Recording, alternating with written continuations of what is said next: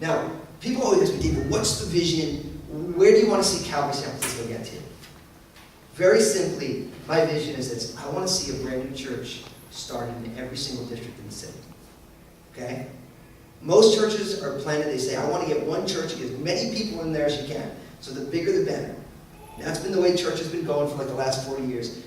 Don't get me wrong. I get the fact that we like big churches because they have lots of stuff.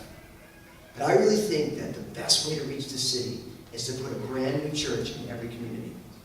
I'd rather have 10 churches of 50 people than one church of 500. Because there are people who live out in the Sunset, they're not going to come to the Fort Mason Center for Churches. People who live out in the Castro, they're not going to come. South of Market, they're not going to come. So I think the best way to reach each district's its own tribe. It's got its own vibe. People they live there because they want to, or for some people they have no other options. But it has a certain vibe to it. And we really think the best way to reach the city is to put new Bible-teaching, Jesus-centered churches that get the vibe of the district and can minister to that vibe.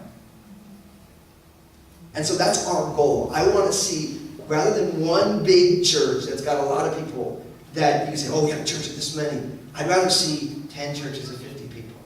Now, there's also a reason why, and I want to explain this to you. One is, it's not only because I have a church planting bug. Those of you who know me know that I'm kind of like, church planting, yeah, let's plant churches.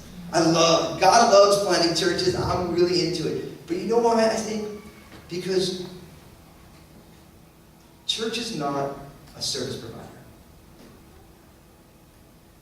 We live in 21st century America, right? And everything is about a service being provided. So it's like you have Comcast because they're your internet cable service provider, right? And now that the iPhone's coming out of Verizon, everyone wants to go to Verizon and get, if you have Verizon, you want to get your cell phone service provider. And so everything's about consumerism, and so a lot of people think of church as it is my goods and service provider for spirituality.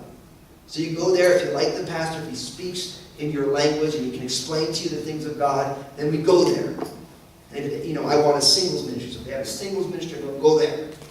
Or they have this ministry or that ministry, I'm going to go there. And I think that's why the mega church has gotten so popular.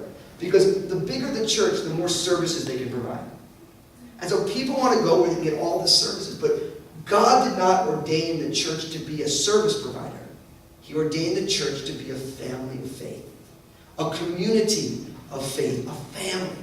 And yet, nobody thinks of your family as, hey, that is the provider of familial services and relationships. God forbid we don't think of our families that way. You know what I mean? Your family is your family. And I think one of the reasons that I have gone in my Christian life as a pastor, I've been so resistant to the big church model because the reason people like big church is just got more things that they can do, more services that they can receive. And it's really hard to be a family of 500 people and know anybody. And I think as the culture continues and becomes more technologically savvy, we're more connected, but we feel more disconnected.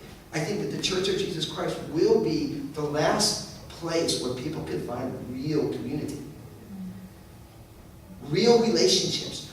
Walking with each other through hard times and good times and in times and out times. And it's so important to me that the churches remain intimate. That we know each other. That we can walk together. That you know how to get in touch with me.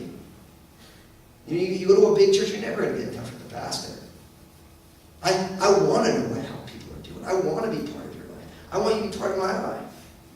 And so it's so important for me that we don't think of the church as a provider of spiritual goods and services. Instead, we say, church is a family.